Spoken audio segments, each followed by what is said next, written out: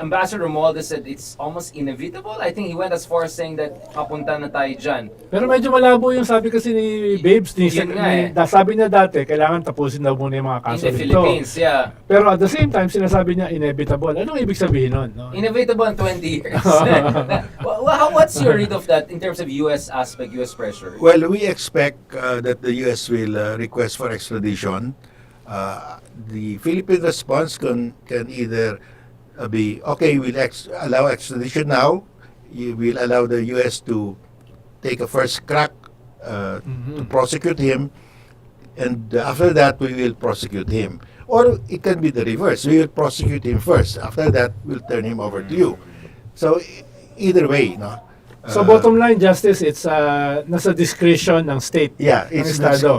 it's walang fixed na rules. Wala. Hindi ba dadaan sa court yan in terms of determination of applicability of the extradition treaty? Well, the extradition law says you have to file the petition for extradition. The DOJ will file it, no? Right. With the RTC. And then Exactly, RTC, yeah. and then if it's adverse to the person, he can appeal to the CA, Court of Appeals, and then finally to the Supreme Court. So he can fight yung kanyang extradition. That could take a long that could take years, no? Yeah, I know. That's what I'm Yeah. Kailangan lang niyang paabuti ng Sarah. 2028. Yeah, it could take a long time, but in the meantime, the trial here for the Philippine crime will go on. Will go on. So tatlo na yan, di ba? One is in QC, one is in Pasig, and then there's another one in Davao also, di ba? But the non-bailable one is in Pasig, Pasig. yeah. Actually, kahit theoretically ay pwedeng i-drug, depende sa political will ng gobyerno yan eh. Pwede nilang pabilisin yan eh. Meron kang iba't ibang mga Ronald, how dare you question the independence of our courts? Pag nasa aeroplano ka na, parang hirap ng pigilan eh. Sinasabi ko nga, may mga informal pressures. Ayan. May isasakay na lang siya bigla, C-130. Walang sinasabi. Gising niya, nasa ano na. Rendition yun. But the way I see it, Quiboloy will question the extradition. The DOJ will file. It will take time kasi RTC, CA, Supreme Court pa yan. In the meantime, there will be trial because that will proceed. Right. Are you optimistic about the direction of this whole Quiboloy saga? I mean, do you think this could be the beginning of something even bigger in terms of holding some of the religious groups accountable? Kasi just a few months ago, we were in a territory of people invoking separation of church and state. Diba yun ang ginagawa ni Robin Hood? Our constitutional law expert in Senate, right? may precedents pa dyan, Justice, sa ganyang klaseng more or less similar na issue. Where the person being extradited can raise religious freedom. Yeah. And at the same time, yung pace ng local courts vis-a-vis extradition. Wala kasi ako alam ng mga precedents. I can't remember right now of a situation where he was charged in the US and here, and we made a choice kung sino mauna. I can't remember. That's a crazy situation. We're finding how invincible or invulnerable supposedly Quiboloy was. I mean, how much of impunity was shattered with this move by the PNP and him facing justice right now? Because this is the Beshi of Duterte, right? They were like kind of the Siamese twins in power in Davao. They had a joint kingdom in many ways, you can say, right? Well, it shows that finally the administration is getting their act together and getting their instructions implemented at the precinct level because but they had to replace the police in the precincts now in Davao. Is that your phone, Justice? Whose phone is that? Tumatawag ba? Medyo nasabayan tayo ng Okay. may ingay din tayong kapitbahay dyan mamaya. Yes, please go ahead. So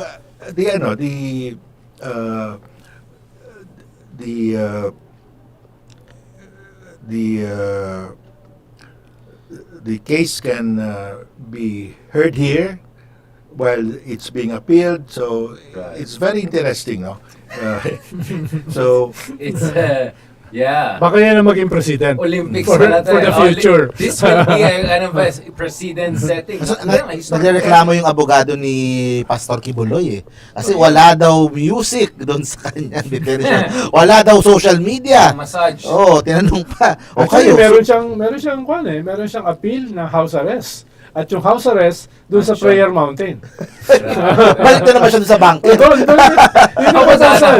Tapos meron Hanapin na pa naman. request for hospital arrest. Halos sabay-sabay yung kanilang mga request eh. Kasi shopping na naman sila. Tapon-tapon na naman. Tapon-tapon. Now, going back to tapon-tapon, may mga nagsabi ng tapon ng pera yung iba dyan doon sa Duran ba yan? Nagdurian. Yung, Justice, what is your take on the BBM enjoying himself on birthday? Wala naman mali, diba? But flying in, it's so London, it's so New York. Makala daw ginastos? 700? 1 million? Di natin alam. Yeah, but it was not cheap. Pero I'm sure usually, it was not pag charged. Yung nasa rate card is around $1 million. Dollars. yung Sa rate card. no? Yung usual na payment nila. Yeah. Siyempre, may aeroplano pa yan. First class, Oo. hotels, May etc. gift pa yan. Siguro watch na expensive, mga ganun, no? So, hindi natin sure. Oof. Pero yun ang tanong ko, Justice, dahil kung sila ang gumastos, halimbawa, si BBM or pamilya niya, hindi masyadong Legally fall exposed. sa RA 3019, no? Anti-graft and Corrupt Practices Law. Pero kung mga kaibigan nila, mas vulnerable eh. Dahil, di ba, mas klaro yun Yeah. eh. Yung What is the RA legal and ethical Oo. conversation kung, there? kung sila kasi ang gumastos, mas imagery at saka ang kwan ng problema. Oo. Well, it's clear. First of all, the Constitution says public officials shall lead modest lives. No?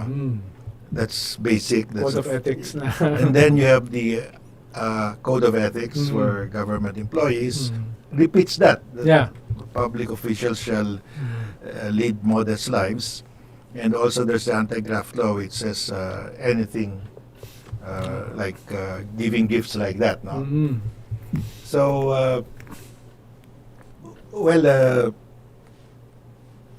it's not a good PR for them, really.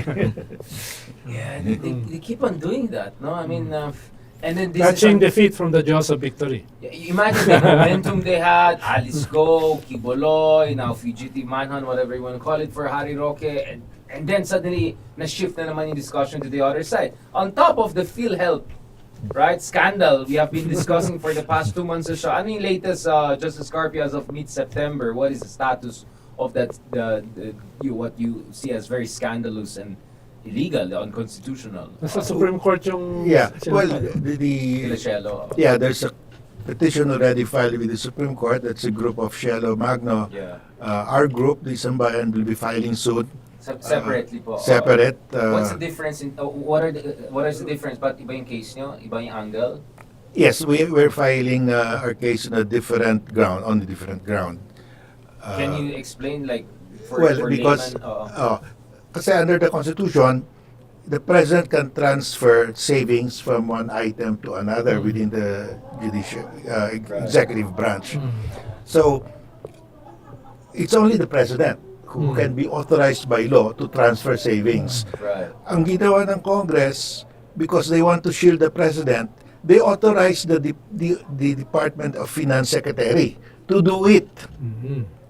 To transfer the excess funds, they call it excess funds, but Right. really savings from PhilHealth to other items. No?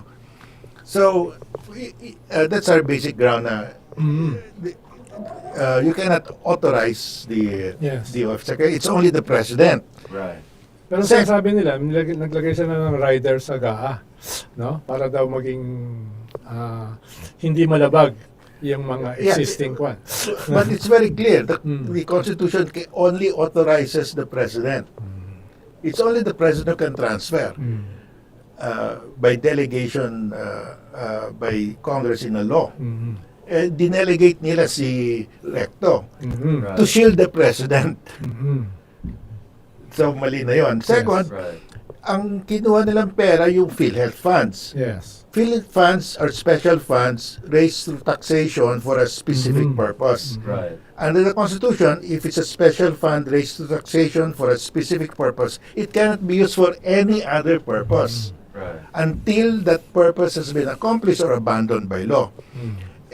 Hindi pa naman, not all of us are getting the benefits of the PhilHealth. So, hindi pa na-accomplish yung purpose. So, the funds of PhilHealth can't be used for any other purpose. Yes. So that's that one. Even Congress cannot pass a law saying that it can be used for another purpose. Yes. Anong ginagamit nilang legal term of reference to justify what they did? Well, they're not saying na hindi naman savings. But if it's not savings, why are you transferring it? Right. Medyo magulo, diba? So they'll have a hard time. So we raised that, and also we said that if the law says the fund can be used for health only, it's special fund, and you divert it and use it for another purpose, Yeah. technical malversation. Yeah. If the amount is more than 50 million pesos and it's more than once, you do it more than once, ito tranches na ito eh. Right. Parang plunder na. Pero yung pong nasasabi din na yung part daw ng funds ay nagamit for healthcare workers na benefits daw. Na parang yung sa mga pandemic na frontliners. They're saying na the part of the funds will be used to pay the health workers during the pandemic, no? Right. But that's not for the PhilHealth. PhilHealth. Secondly, but then they're only saying part. Yung the rest will be used for something else. It's still unconstitutional, even if you say na, okay, that's covered. Yeah. Hindi pa rin it Sa- will sa- not Justice, ang sabi ng Supreme Court, they will decide on January. By that time, baka naubos na yung pera, Yeah. 90 billion. Yeah. Kung sakaling gumawa sila ng decision in favor doon sa mga petitioners, mababawi pa ba yun? Kung halimbawa nabigay na, paano? Well, if let's say after the funds were transferred already and the Supreme Court will decide, say it's unconstitutional, if the funds are still there, it will be returned. Yes. But if the funds were Nagastos disbursed na. already, nobody can return it. Oh. So, ano na lang? Kakasuhan na lang yung mga Oo. pwedeng kasuhan. Well, they will say that ang defense naman ng government officials suspend it already. Said, Wala naman ruling nun. yeah, there was a law and we are in good faith. They will use good May faith. regularity. Medyo, yeah. But that's why we're saying to prevent that situation where the funds will be spent and later on it will be declared unconstitutional, mag-TRO na ngayon. Yun nga to just suspend the process for now, Oo, to freeze the oo. situation. Kasi by January, wala na yan. Kung hindi sila magti-TRO, it can be moot and academic. Kahit halimbawa manalo yung petitioners. Yeah. Na ito Yes, ay it can be. unconstitutional. Oh. Yeah. But precedents for future at least. But precedents for future. Yeah. Yeah. Well, they cannot do it again in Yeah, 2025. For 2028. Oo. Or ahead of the next election. Yeah, I mean, of course. 2025, no? Oo. But I think, to prevent that situation, there should be a TRO. Right. Now, Justice... So, ang ipa-file nyo, hindi lang yung constitutionality. Ang ipa-file nyo is also for TRO? Yeah, we're asking, sila Chelo din, the present petition, they ask also for a Okay. TRO. Yeah. Pero the Supreme Court, in their resolution, only scheduled it for January. They were silent on the TRO. So Right. I think the Supreme Court could still decide on the TRO. TRO. Soon. Kasi January may be too late na. Because Oo. they could have decided first the schedule and then the TRO in their next meetings, no? Right. Now, Justice, let's also talk about Alice Go as we go towards the China issue. I mean, obviously, we see Waping Go.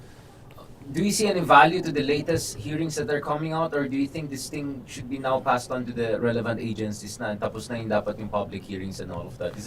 Is enough coming out, or is this is becoming a political fiesta, carnival? Well, I think there's a ground to continue because they still don't know who are the principals, who's behind Alice Go, because if they have to craft legislation, they should address that issue, no? In what specific way? So a former PNP chief is being accused of... Well, only for helping her escape, no? Right. But who is really the capitalist here? Who owns those structures, no? Because that's 5 billion peso structures. Yeah.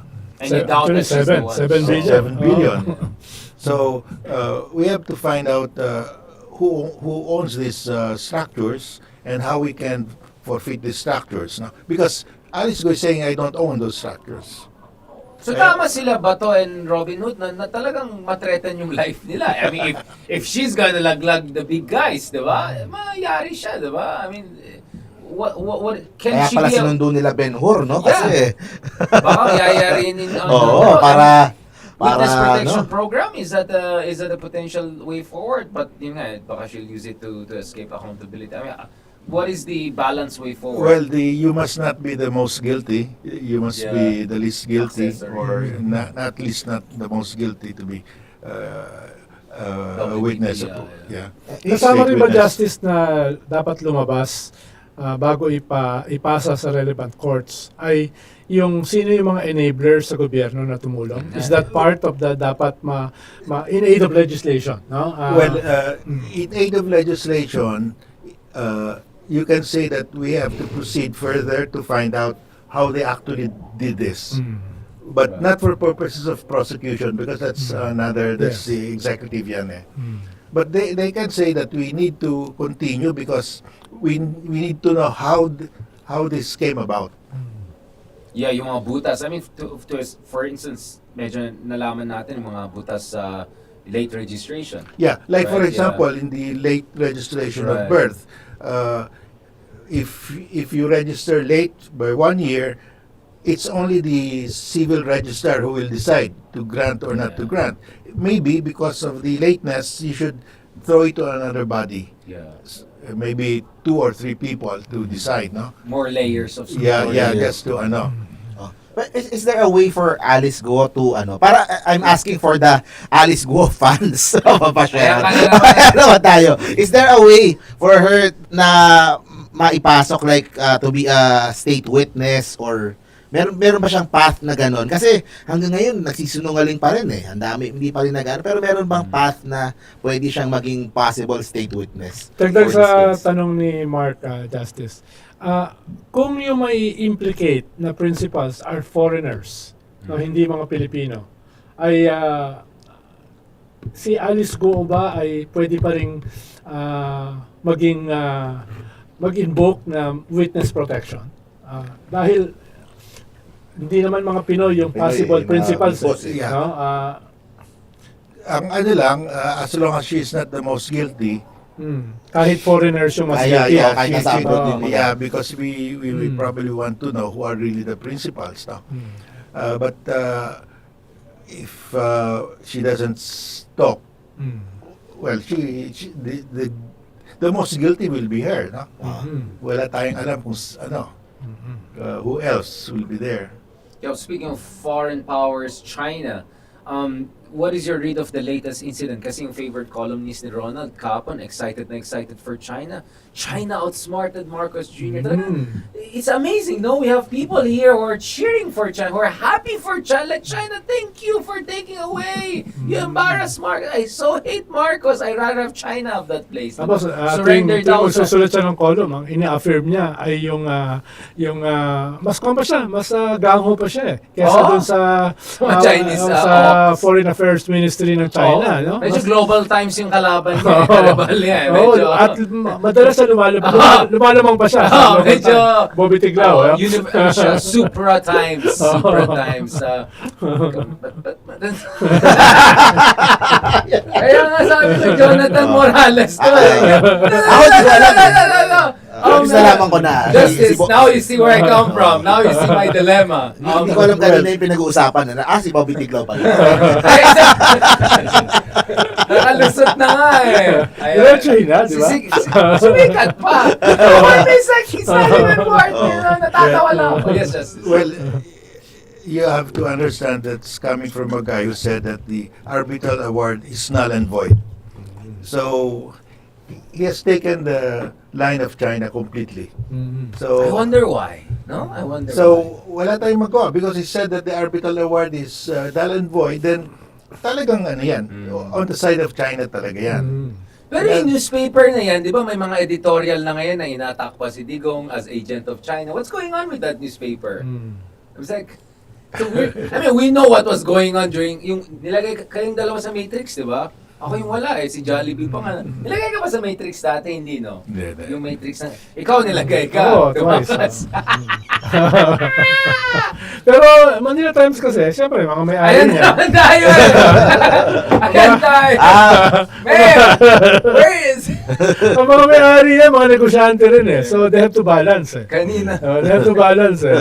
Sa, Wala akong plausible wag ka- deniability sa mundo. Huwag ka mag-alala, I'll take the cudgels for you. No, paalala po, Ronald Llamas is not a legal. Ano. Ikaw, Justice, what's your take? Surrender ba yung nangyari sa Skoda Shoal? Na-outsmart na ba tayo ng China? Tapos na bang laban? Should we bring out the red carpet for our victorious Chinese friends? Mga ganun. Well, we did not surrender, no. We had to leave. Teresa Magbano had to leave because 5 months na. 5 months there were low on supplies.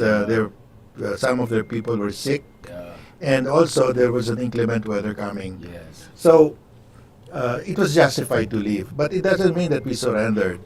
I think we sent a ship And there you- to replace a smaller ship, 44-meter, but I think it encountered a problem because it was blocked by the Chinese. So I've been saying, let's file another arbitration case, because once an arbitration case is filed, there's a principle that the parties should not aggravate the dispute. So if China will ram again our ships, that's Bad aggravating faith na the sila, dispute. yeah. Bad faith, the court will get mad at them. That's exactly what happened in the 2016 arbitral award. No. Second, we should accept the U.S. offer to escort.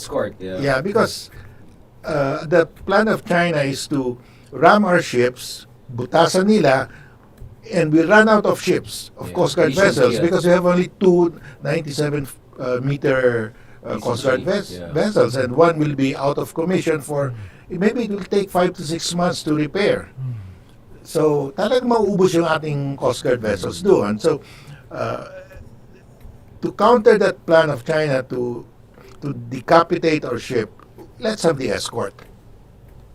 Tungkol dyan sa second arbitral case na posible justice. Paano last year kasi, mas umaandar yan eh. No? Ngayon parang hindi na pinag-uusapan eh. Sa government circles. Ano Yeah. bang, from your vantage point, anong tingin nyo yung possibility DOJ, niyan? Well, Dahil hindi naman tayo magsasampa niyan eh. Gobyerno magsasampa eh. No? Yeah, that's right. Well, yung when they're talking of a second case in the wave several months back, they were talking of damage to the environment, na sinira raw yung coral reef. But I said, you need a marine scientific assessment that the damage was caused by man and not by a tsunami or typhoon or change. anything Natural. no? Kasi nobody saw it eh. Yeah. So if you're trying to prove to the tribunal that it was the Chinese, tatanungin nila, what's your proof? Yeah. And the body conducting that should be neutral, not Filipino, not Yeah, so we should not have- American, whatever. Yeah. We should have our own assessment, and we should get a foreign group to do also the assessment, because the tribunal will get their own, and they can compare. No, so for filing that case, the most important document that we must present will be the marine scientific assessment. And we have not done that, so we cannot move forward on that. In the meantime, nagbanggaan, binutasan na yung ating Coast Guard vessel, we can now ask for damages. It's easier because we have all the video, we have the people to testify, all the pictures, so we can ask for damages. We can file that, and let's say we're awarded $1 million, China will not pay. But may utang tayo sa China eh. Because of the Ibabawas. Kaliwa Dam. Ibabawas. Yeah, but pwedeng ibawas. Oo. So, Hostage taking, medyo hostage exchange ba ito? May utang ako, ito. Pero may pagka-punitive yun. yeah, Yeah, well, yeah. but China dreads another arbitration case because the world will rally behind an arbitral award, just like in the 2016. And that's why Wushikun said, we must stop the Philippines from filing another case. Sinabi niya yun eh. Yeah. That means they Yes. really dread. Because if there's another arbitral award against, talagang everybody will say, talagang wala yung Pero that's tatanggapin fine. ba ng UNCLOS yung isang damage, about damages? Yeah, they will. So we'll build on the 2016 arbitral tribunal. Yes, that will be They were on found top. of violating Oh. the environment. Oh. But speaking of this, I mean, can't we just leverage the threat of arbitration? Don't think Well, we- we've Do you already, think we're past that point? yeah, we're past that point, no? Baka they just don't think it's credible threat. Maybe to make the threat more credible, make some moves. Well, I think we should just go on because the arbitral award will be another rallying point for the rest of the world. No? But when you say rest of the world, I mean, China has a lot of countries in its pockets. No offense to these countries, right? I mean, let's start with ASEAN. Who do you think will back us up? Well, the ASEAN, although Vietnam is really, in a way, invoking also the award because they say that the Nine Dash Line is a fiction, and also Malaysia, without really saying, without really citing the arbitral award. But of course, everybody knows that that's their basis. It's only Indonesia that said that under the arbitral award that's a fiction. So, but the scholars say that, but the official line of the government is they don't mention it, but they're saying it's a fiction without saying why. Right. Now, let's go to the last part of this discussion. May pahabol lang. Yes, please, go ahead, Going please, go back to sa Yes, Teresa sir. Magbanwa na pinag-usapan natin kanina. Justice, for the past 3 weeks, pinag-uusapan na natin na kulang sa pagkain, kulang sa tubig, kulang sa supplies yung Teresa Magbanwa. Kaya hindi surprising yung kanilang dire straits. Bakit hindi pinipreposition yung papalit earlier? Bakit tayo pa na talaga, pinaalis oo. muna bago Agree. nagpapunta? So, madaling harangan, no? Yun yung tanong ko eh. Is it a tactical mistake? Is it a ano ba yung naging problema? No? Well, because remember we sent the smaller ship, yung BRP Engaño. Yeah. Those are 44 meters. no? 44 Almost meters. And they were stopped. Yeah. They were stopped. Yes. So if we Twice. send another 44 meter, it will be stopped. Yeah. That's why unless we get the Americans to join us there, but we have not yet made that decision. So pag nagpadala tayo, haharangin din. Why not Navy? Naval warships, Oh, BRP. that's another Haharangin din yan. that's another decision point because we have not yet made that decision to send the Navy. No? We're And so using that's the position, Admiral, na actually if you use Navy, magdadalawang isip ang China to block it. And these are bigger ships we have. Hindi, pero there are 7 PLA Navy vessels doon, no? There You have are to take a risk there at are some more point, than yeah. 12 na Yeah. Coast Guard and there are more than 50 na militia. Militia, yeah. So lahat meron eh. yeah. So, but if you look at what happened in Malaysia when they sent their survey and drill ship to the EEZ and China said you cannot do that, that's within the 10-dash line. Pinadala pa rin nila and the US and Australian warships were there. They did joint patrols. Oh, it was a joint patrol but they were there at conducting naval drills kasi they have Kumbaga freedom malapit of sila. navigation. 2021, So walang yeah. nagawa yung Yeah. Chinese Coast Guard. So for you, that's Really that's the template. That's a template for successful And on resupply. unlike Malaysia, we're a treaty ally, so the US will have to come in. They have Yeah. no choice. Of course, Malaysia will not admit it, but that was arranged behind the scene. Behind the scene, no? That the U.S. will be there conducting naval drills at the same time. By orchestration, that was orchestrated. Justice, what is the status of the Escoda Shoal? I mean, do we have any troops presence there? Can we build facilities? Can we ground another warship? Kasi we keep on hearing, di ba, nung utak forum Yeah. natin na akala daw ng China, baka mag-build din tayo ng BRP Sierra Madre natin. What is our presence there? Well, right now we don't have a presence because the other 44-meter boat that we sent was blocked, no? Yeah. But the Skoda Shoal has many entrances. Two So entrances, yeah, it's easy from to east and enter. west. Yeah. It's easy to enter. So it's not like Scarborough Shoal. There's only one entrance. one to lagoon. Oo. one. So we can go back there, no?